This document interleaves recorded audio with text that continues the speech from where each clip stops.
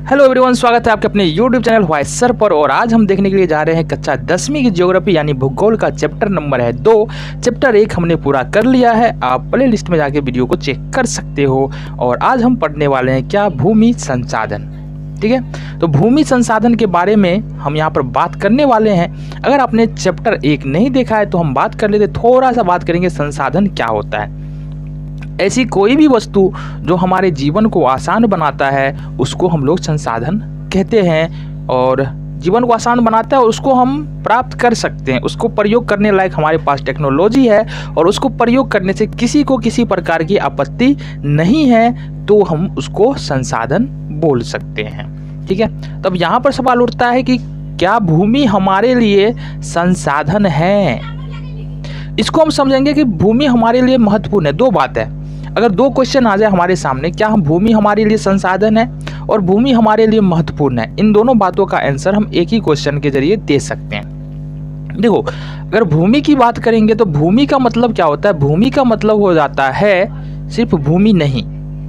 अब ये क्या मतलब हुआ, भूमि का मतलब सिर्फ भूमि नहीं। इसका मतलब यह है, भूमि का अर्थ होता है भूमि पर मौजूद सारे के सारे उपहार जो हमें प्रकृति की ओर से मिलता है। अब भूमि पर हमको क्या क्या मिल जाते हैं, जंगल, नदी, तालाब, पेड़ पौधे, पशु पक्षी, खनिज, ये सारे के सारे जो है ना, ये हमको भूमि से ही प्राप्त होते हैं। तो कुल मिलाकर देखा जाए ना, तो भूमि को यदि हटा दो तो फिर किसी बात का अस्तित्व ही नहीं है, हमारा भी अस्तित्व नहीं है। भूमि है तो भी हम हैं। और जितने प्रकार के संसाधन बनते हैं ना, सपोज करो जितने भी प्रकार के संसाधन का निर्माण हम देख पाते हैं इस समय हम, तो वो भूमि से ही प्राप्त होते हैं, हम ये बोल सकते हैं। उसका बेस क्या है, उसका आधार क्या है, भूमि। अगर बात करेंगे तो कहाँ कहाँ पर हम प्रयोग कर सकते हैं। देखो, भूमि पर हम घर बनाते हैं, सड़कें बनाते हैं, बड़ी बड़ी फैक्ट्रियाँ लगाते हैं, बड़े बड़े भवन बनाते हैं। जंगल होता है, जंगलों से बहुत सारी लकड़ियाँ मिलती है हमको। और उसके अलावा बात करें ना, बहुत सारे प्रकार की जड़ी बूटियाँ मिलती है, मेडिसिन बनता है जंगलों से। बहुत सारे पेड़ पौधे ऐसे होते हैं जिनसे मेडिसिन बनता है। तो ये सारे के सारे सुविधा जो है ना, वो कहाँ से मिल रहा है, भूमि से मिल रहा है ना। तो हुआ ना भूमि संसाधन। तो भूमि हमारे लिए एक महत्वपूर्ण संसाधन है, इससे हम नेगलेक्ट नहीं कर सकते हैं, है ना। इसमें किसी तरह की, ये क्वेश्चन ही गलत है, ऐसा क्वेश्चन ही नहीं होना चाहिए। संसाधन है भूमि ना, बस समझाना है सामने वाले को। तो फिर ये सारी बातें हमको बताना पड़ेगा, क्या क्या हम भूमि पर करते हैं और क्यों भूमि हमारे लिए महत्वपूर्ण है। कुल भूमि का 45% भाग मैदानी भाग है और 30% भाग पर्वतीय भाग है। इसको समझ लेते हैं। हमारे पास जितनी भी भूमि है, ठीक है, अगर अर्थ को बांटो 4 भाग में, तो 3 भाग पर तो आपको जल दिख जाएंगे, 1 भाग पर भूमि है। और उस भूमि में 45% भाग जो है वो मैदानी भाग है, ठीक है, और 30% भाग जो है वो पर्वतीय इलाका है। कुल भूमि का 45% भाग मैदानी भाग और 30% भाग पर्वतीय भाग है। ठीक है, तो मैदानी भाग कौन सा होता है। मैदानी भाग वैसा भाग होता है जिस पर हम लोग क्या करते रहते हैं, खेती करते हैं, बड़ी बड़ी फैक्ट्रियाँ लगाते हैं। पर्वतीय भाग जाहिर सी बात है, वहाँ पर पर्वत होंगे। अब दोनों का अपना अपना इम्पोर्टेंस है। ऐसा नहीं है पर्वतीय भाग वाले का मतलब जो है ना कोई उपयोग ही नहीं है। पर्वतीय भाग, भूमि के जिस क्षेत्र में पर्वतीय भाग पाए जाते हैं, जहाँ पर पर्वत पाए जाते हैं, वहाँ पर क्या पर्यटन बढ़ता है। मतलब दूर दूर से लोग वहाँ पर घूमने जाते हैं, पर्वत को देखने जाते हैं, है ना, ऊंचाई पे जाते हैं। तो वहाँ पर क्या होता है, पर्यटन बढ़ता है। पर्यटन बढ़ने का मतलब यात्री आते हैं, इससे क्या होता है, वहाँ के लोगों का जीवन चलता है।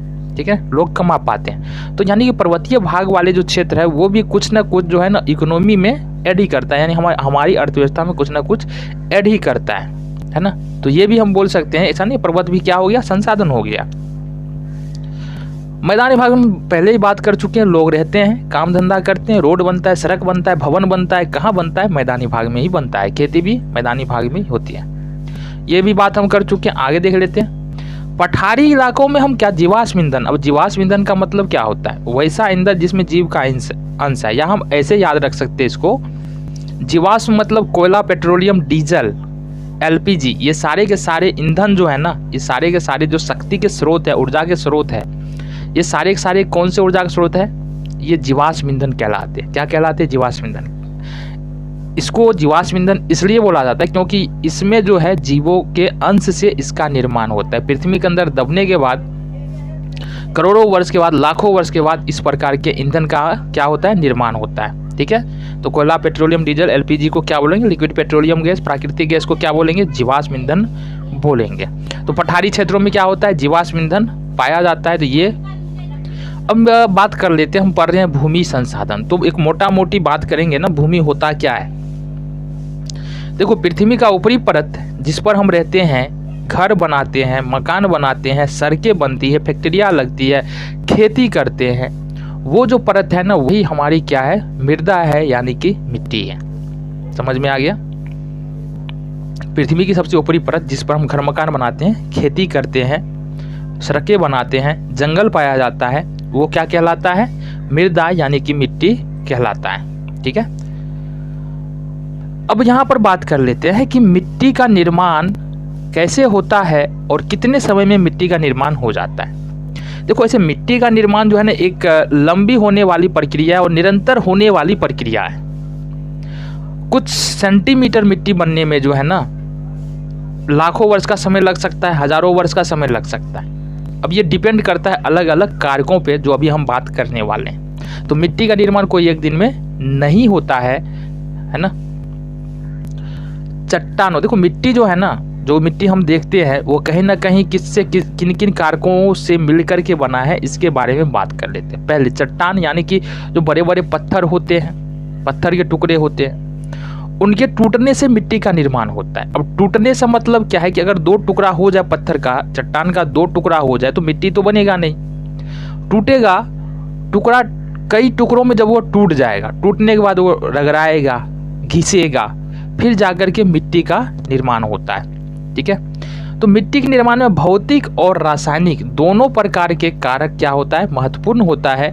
इसी एक कारक के बारे में हम बात नहीं कर रहे हैं। दोनों भौतिक कारक में कौन कौन से आ जाएगा, भौतिक कारक में हमको जलवायु परिवर्तन आ जाएगा।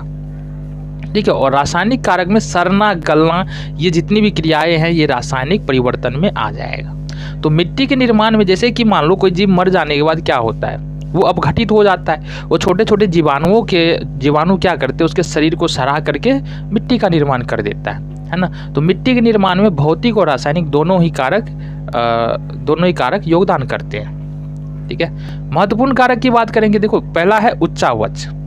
ठीक है, उच्चावच मतलब जो हमारी पृथ्वी पर जो आकृति है ना, वो सभी जगह एक जैसी नहीं है। सपोज पहाड़ी इलाका से जो है ना, पत्थर टूट के गिरता है नीचे।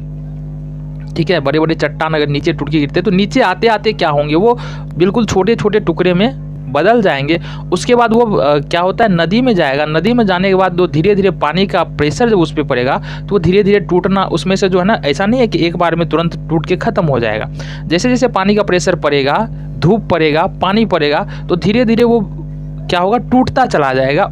उसमें से पत्थर के कण क्या होते, अलग होते चले जाएंगे। और ये एक लंबा प्रोसेस है, एक दिन में ये नहीं होने वाला है। ठीक है, तो उच्चावच हो गया है ना, ऊंचा नीचा, हर सभी जगह जमीन एक जैसी नहीं है। दूसरा जो है वो चट्टान। चट्टान के बारे में बात कर चुके हैं, चट्टान किस प्रकार से टूट करके अलग होता है। देखो, चट्टान के टूटने में जो है ना, गर्मी और ठंडी, बारिश, ये तीन बात जो है ना, काफी अहम है। क्यों अहम है, देखो जब भी गर्मी आएगा तो क्या होगा, किसी भी वस्तु का क्या होता है, प्रसार होता है। क्या होता है, प्रसार होता है। जब गर्मी आएगा, किसी भी वस्तु का प्रसार होता है। और जब ठंडी आता है ना, तो क्या होता है, उसका सिकुड़ना शुरू हो जाता है। या ऐसे भी समझ सकते हैं, एक चट्टान है, उसको पानी में रखेंगे तो क्या होगा, कुछ ना कुछ तो पानी का कण अगर लंबे समय तक छोड़े तो उसमें चला जाएगा। क्योंकि सारे चट्टान एक प्रकार के नहीं होते, किसी चट्टान में कम पानी जाएगा, किसी चट्टान में बहुत ज़्यादा पानी चला जाएगा। फिर अगर मान लो पानी किसी कारण वहाँ से सूख गया, तो वहाँ पर क्या होगा, धूप आएगा। धूप आने के बाद क्या होगा, उससे पानी वाष्पित होंगे। अब वो चट्टान पहले फैल गया था, पानी वाष्पित होने के बाद सिकुड़ेगा। अगर यही काम 2-3 बार हो जाए, तो फिर क्या होगा, वो चट्टान टूट जाएगा। अब बोलोगे सर वो चट्टान टूट गया तो मिट्टी का निर्माण हो जाएगा, लेकिन इतना आसान नहीं होता है। वो चट्टान पहले कई टुकड़ों में टूटेंगे। हालांकि ये भी नहीं होता कि एक बार टूटा तो उससे मिट्टी बना ही नहीं। अब जो चट्टान टूटा, उससे छोटे छोटे जो कण निकले होंगे ना, वही तो मिट्टी का निर्माण कर रहे हैं ना। चलो भाई, वनस्पति, वनस्पति मतलब जितने भी पेड़ पौधे हैं उसके पत्ते की बात कर ले, उसके डाली की बात कर ले, जो सड़ गल जाते हैं, पत्ते टूट के नीचे गिरते हैं, सड़ते हैं, जो अपघटक है, जो छोटे छोटे जीव है उनको सड़ाने में मदद करते हैं, तो वो क्या बनाते हैं, मिट्टी का निर्माण करते हैं। जितने भी जैव पदार्थ है, सजैव पदार्थ मतलब सजीव, पेड़ पौधे और जीव जंतु सभी, वो भी उनका भी सड़ना गलना, और इसके अलावा जो छोटे छोटे सूक्ष्म जीव होते हैं जो सड़ाने गलाने में मदद करते हैं, ये सारे भी मिट्टी बनाने में हमारी सहायता करते हैं, है ना।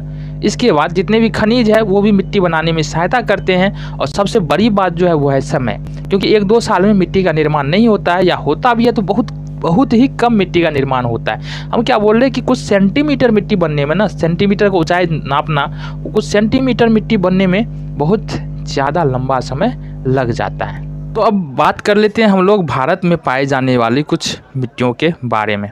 सबसे जो प्रमुख मिट्टी है वो है जलोढ़ मिट्टी, और सबसे ज़्यादा भाग में जो पाया जाता है मिट्टी वो भी है जलोढ़ मिट्टी। जलोढ़ मिट्टी का निर्माण जो है मुख्य रूप से वो नदियों द्वारा लाए गए कचरा बोल सकते हैं, गंदगी बोल सकते हैं, उसके द्वारा ही जलोढ़ मिट्टी का निर्माण होता है। अगर जलोढ़ मिट्टी के निर्माण की बात करें तो इसके निर्माण में मुख्य रूप से 3 नदियां हैं, सिंधु, गंगा और ब्रह्मपुत्र। ये इस मिट्टी के यानी जलोढ़ मिट्टी के निर्माण में महत्वपूर्ण भूमिका निभाती है।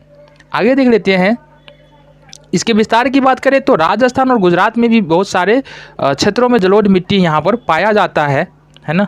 इसके अलावा महानदी गोदावरी, कृष्णा और कावेरी नदियों में भी जलोढ़ मिट्टी क्या होता है, इन नदियों के द्वारा भी, इन नदी का जो क्षेत्र है उनमें भी जलोढ़ मिट्टी पाया जाता है। आगे देखेंगे, और भारत में कुल भूमि पर जलोढ़ मिट्टी कितना है, 6.4 करोड़ हेक्टेयर क्षेत्र पर क्या है, जलोढ़ मिट्टी। तो हम कह सकते हैं सबसे ज़्यादा क्षेत्र जो है वो जलोढ़ मिट्टी का ही भारत में है। ठीक है, जलोढ़ मिट्टी का निर्माण कैसे होता है? देखो, जलोढ़ मिट्टी का निर्माण होगा बालू से, नदी की जो गंदगी है, और साथ ही साथ अब नदी है तो सूक्ष्म जीव तो होगा ही, तो सूक्ष्म जीव छोटे छोटे जीव होता है ना, वो जलोढ़ मिट्टी के निर्माण में महत्वपूर्ण भूमिका निभाते हैं। तो बालू, सिल्ट और मृतिका मतलब छोटे छोटे जीव होते हैं, उनसे जलोढ़ मिट्टी का निर्माण यहाँ पर होता है। अब देखो, आयु के आधार पर जलोढ़ मिट्टी 2 प्रकार का होता है, पुराना जलोढ़ और नया जलोढ़। जलोढ़ मिट्टी, अब देखो पहला जो मिट्टी के प्रकार में पहला प्रकार हमने क्या पढ़ा, जलोढ़ मिट्टी। और जलोढ़ मिट्टी भी होता है 2 प्रकार का, एक होता है पुराना जलोढ़, दूसरा होता है नवीन यानी कि नया जलोढ़। पुराने जलोढ़ में कंकर एवं बजरी की मात्रा ज़्यादा होता है। पुराने जलोढ़ में देखेंगे कंकर यानी कि मिट्टी के जो कण होंगे ना वो थोड़ा बड़ा बड़ा होंगे, ठीक है, और इसे बांगर कहा जाता है। इसको याद रखना है, पुराने जलोढ़ में जो कण की मात्रा है वो बड़ा बड़ा होंगे और इसको हम क्या बोलेंगे, बांगर बोलेंगे। नवीन जलोढ़ जो होगा वो पुराने जलोढ़ की तुलना में थोड़ा पतला होगा, इसका कण जो होगा पतला होगा, और इसको हम लोग खादर बोलेंगे। ठीक है, इसमें क्या होता है, खादर में बालू और मृतिका का मिश्रण होता है। बालू और मृतिका का मतलब फिर से वही बात, मृतिका का मतलब छोटे छोटे जीव होता है जो या तो जीवित होते हैं या मर जाते हैं, वो क्या कहलाते हैं, मृतिका कहलाते हैं। अब एक बात और यहाँ पर ध्यान रख लो, ह्यूमस के निर्माण भी कौन करता है, मृतिका ही करता है। यानी कि अगर किसी मिट्टी में सूक्ष्म जीव की मात्रा है तो ह्यूमस बनेगा, नहीं है तो ह्यूमस नहीं बनने वाला है। यहाँ पर देख लेते, जलोढ़ मिट्टी में पोटास, फास्फोरस, चूना इत्यादि जो तत्व है वो अधिक पाए जाते हैं, पोटास, फास्फोरस और चूना, जबकि इसमें नाइट्रोजन एवं जैव पदार्थों की कमी होती है। ठीक है, जलोढ़ मिट्टी में नाइट्रोजन, पोटास और चूना पाए जाते हैं, जबकि नाइट्रोजन और जैव पदार्थों की कमी होती है।